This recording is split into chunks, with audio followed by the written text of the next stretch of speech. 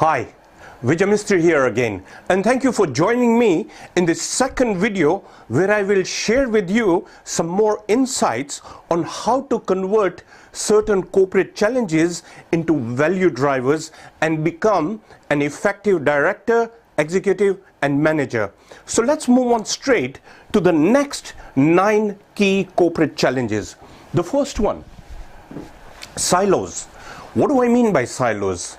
There are two specific distinctions which I would like you to consider.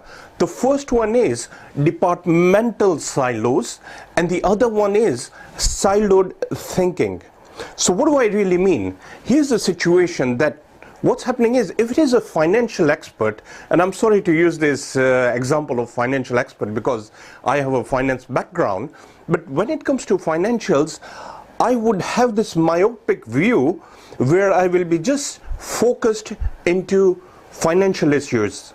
So that is siloed thinking, where I'm not looking at it from the other connectivities which are key and crucial to the long-term sustainability of the organization, rather than just drilling my whole competence in what I know and trying to make a decision based on the competence that I have. The second one is departmental. Human resource department, marketing department, finance department, research department, all these departments are working on their own. Now this is actually where I have realized that there's a huge level of synergy missing. In fact, I believe that 20 to 30% of your corporate wealth can be gained through a synergistic benefit, just through the coexistence and understanding how to interact. Now let me give you an example. There was one group of organization, a service industry. There were 2 separate profit and loss centers. Now what happened is, they were operating from different locations. So we decided to bring everything under one central roof. What did we do? We did 3 things here. The first is, we made sure that we brought all of the managers together. It doesn't matter whether you're a board or whether you're management, this is extremely important for you to understand how to build synergy. The second one is that we educated them on the importance of what this interaction really means and the level of transparency we need. And thirdly, we came up with a sort of a workshop where we said, now can you identify those costs which are duplicated? Are there any other benefits we can have? What else can we do? It so happened that the revenues, the turnover increased by almost 50% within about 18 to 24 months. There was cost efficiency of at least about 30%. Can you imagine what that did to the bottom line profits? So here's the situation. What are the silos in your organization? What are those level of interactions missing in your organization? So try figuring out exactly what you can do to eliminate the silos. You can educate your managers to get together. In fact, it would be even a good idea to take them on a retreat or something, because what happens is, this is going to drive long-term sustainability. So see from that particular standpoint, if you are a large organization, I would like you to still stick to this, because I have realized that due to this pressure, this siloed thinking within organization, it hampers the expectations, which I'll be coming to in a couple of other points which I'm going to raise. So let's move to the second one, which is weak policies. My dear friends, the word policies for organizations, 90 to 95% do not adhere or comply to policies. In fact, when's the last time you have looked into your policies? And I'm not referring to 200-page manuals of rule books or manuals. I am talking about simple 1 to 2-page policies which will form the blueprint of your organization, which will form the forward-looking statements for your organization. Here's a tip. Use the 80-20 principle. condense your policies into a 20% keyword rich policy which is live, which works for your organization, and comply to these policies. Use these policies as a living mechanism for the success of your organization and see what difference it makes. So I hope you get it, and I make no apologies, because I'm going to refer to policies from now on some other points as well. So if there is a repetition, it is not a repetition, it is a connection. So I would like you to link this and look at it from that particular standpoint, because it's extremely crucial. The third point, and again, going back to silos, what happens? Expectation gaps. Why? Why do expectation gaps occur in the first place? And what does expectation gaps result in? Stress, time constraints. When expectations are not met, what happens? It's absolutely, it just throws everybody off. Here's the situation. There was this one particular board meeting which I had gone to. 3 directors, a small organization. It wasn't a very large organization. And the senior financial personnel was asked to prepare a set of accounts, current accounts, with interpretation on what she thinks about what is going to happen. She comes with a set of accounts which are incomplete, without the information that was required, and started blaming somebody else. Express your message with the clarity it requires using policies. If you express what you really want through a set of policies, what's going to happen? There's going to be clarity. What is clarity? You need to uphold clarity as one of the key values in your organization. Everybody is going into this complexity every now and again and coming up with this different sort of mixtures which are not functioning to that degree which it's supposed to. Break your complexities into simplicity is the message. So figure out exactly how you can express your expectations with a degree of clarity that the other person understands, and he or she knows what interpretation is required. So you need to make sure you've got this information very clear. This is why expectation gaps occur. This is why organizations, I believe, organizations like HMV or Republic or all these other organizations which have fallen, these giants which have fallen, one of the key reasons, and this is the reason why small, medium organizations also fail. So you have to put in more emphasis and make sure these expectation gaps are not minimized, but somebody there, you have people who are going to exceed expectation. That is the message. That is what you should be looking at. You should be crossing the line to exceed whatever the expectations are. That is the potential you need to look into. So see how it is. Which brings me to the fourth point, which I already mentioned when I was talking about expectation gaps, which is incompetent employees. And again, I'm sorry to use the term incompetent employees, but there are certain employees who are not placed in the right job. The CEO of an organization can tell the board that we are going to produce this, we are going to do this, this is what it is, that's the strategy that we hold and we are responsible for executing. But when it really comes to the execution bit, you get these employees who can give you stories and tell you that, look, I couldn't do this because of X condition, or I couldn't do this because of Y condition, or this happened and she didn't give me that information, or this computer broke down, or that happened. Some story. You cannot buy into stories at this day and age.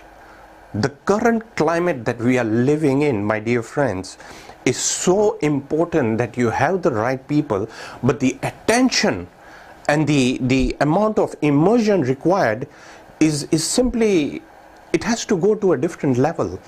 And the only way you can really do this is by the directors themselves showing the amount of immersion and attention required.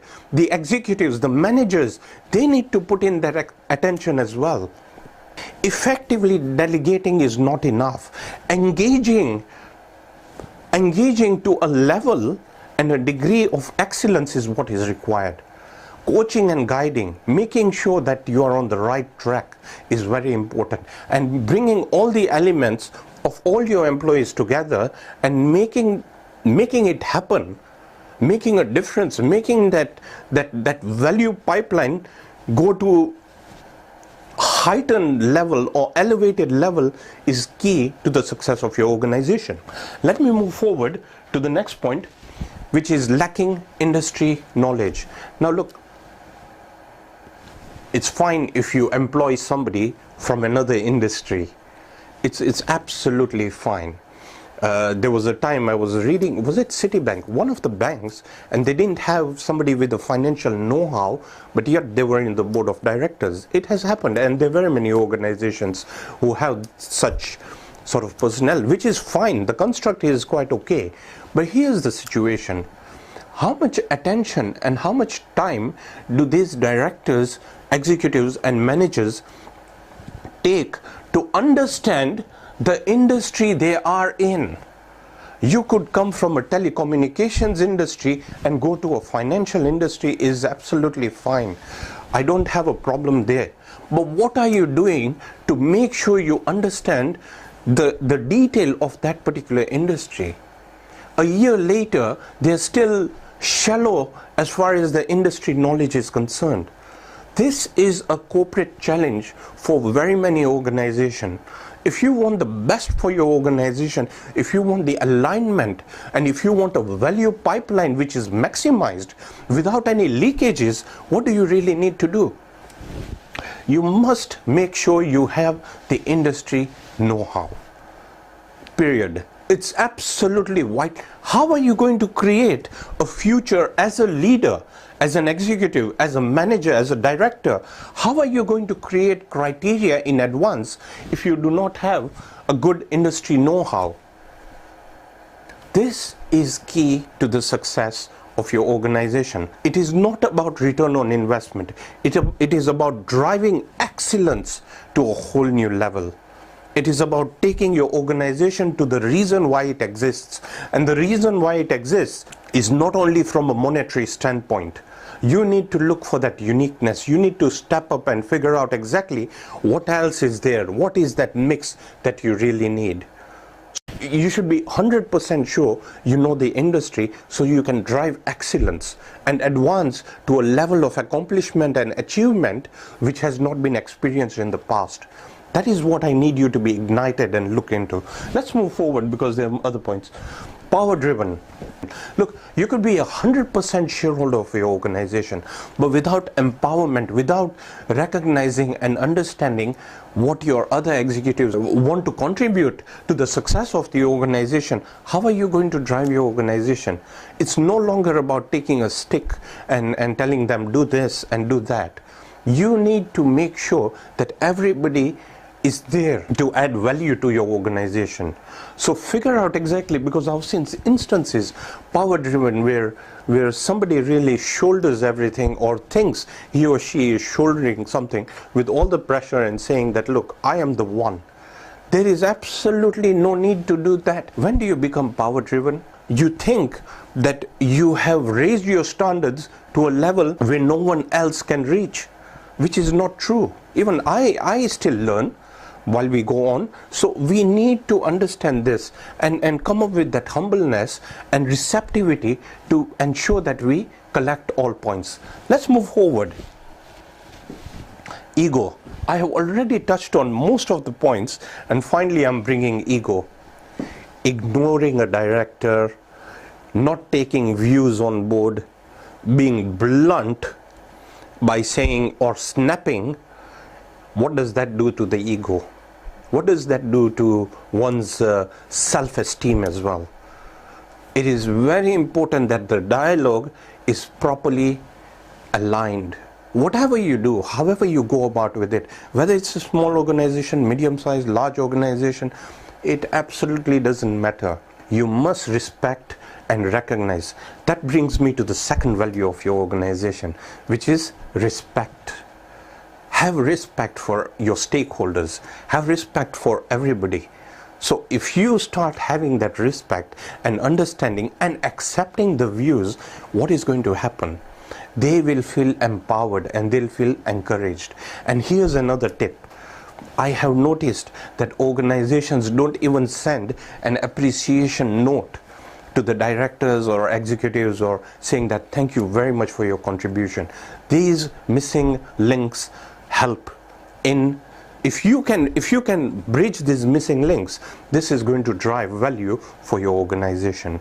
So ensure that you respect and recognize the views with full value.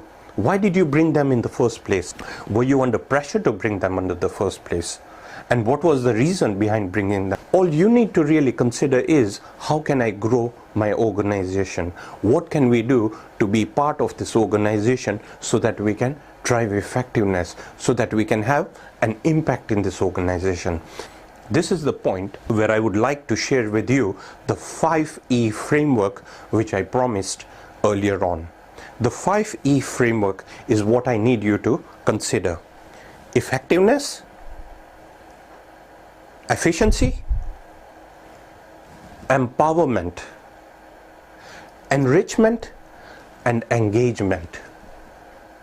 These are the 5 keys which will lead to enlightenment.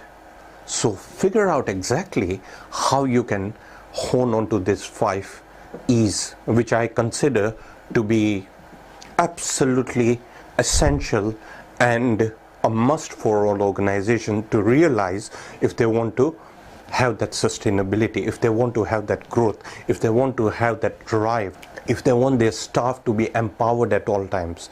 So see how that can really help you. Let me move to the next one. BAU, business as usual. Organizations are mechanical, some of them. And what happens is, yes, they're making money. They might be earning passive income, or they might be having active income on autopilot, where everything's running mechanical. Here's what I would like to point out. What is that added flavor, or what is that spice that you can add to any organization where there is business as usual? What happens to the employees? They'll stagnate, because it's mechanical. There's no drive, there's no variety in what you're doing. So what you need to do is figure out exactly what can you add flavor to, how can you add spice.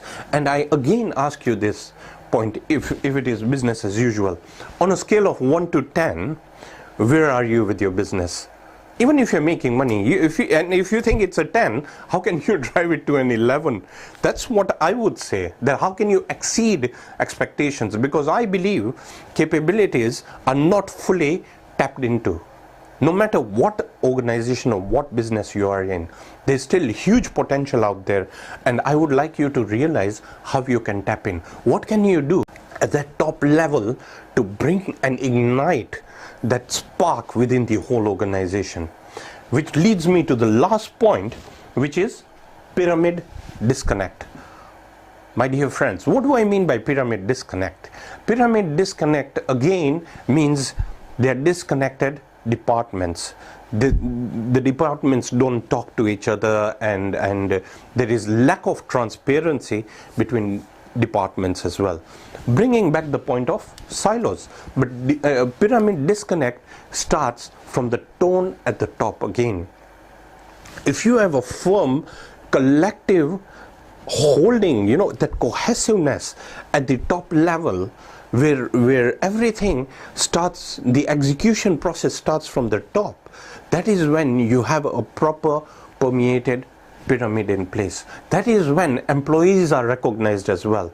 That is where ego, everything else is eliminated. So look at it from that point. What else can you do to eliminate any pyramid disconnect? What are the disconnects in your organization? I'm sure in a 40,000 staff organization, you can't please everybody. But what is that one thing that you can bring and embrace everybody together? One final tip, which I'm going to share in the last video, but this is very important.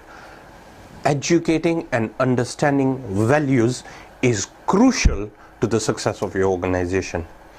When somebody is employed in any organization, that value system, they expect a certain criteria which is set, but trying to align that character with the company's values and goals is missed out, and due to that misalignment there are expectation gaps. Due to that misalignment there are silos. So you have to figure out how you can align the organizational values with all the staff and all the whole pyramid. But it, again, like I said, it starts at the top. The top set of directors, executives, whatever your organization is, it has to start at that top level. So I hope you found this 9 points of use. I just hope that you implement some of the points which I've raised and make a difference to your organization so that you can drive it to a level of excellence. In the last video, point number 8 is what I would like you to look into, because I believe that to be instrumental to the success of your organization. So till then, from me, Vijay Mistry, thank you.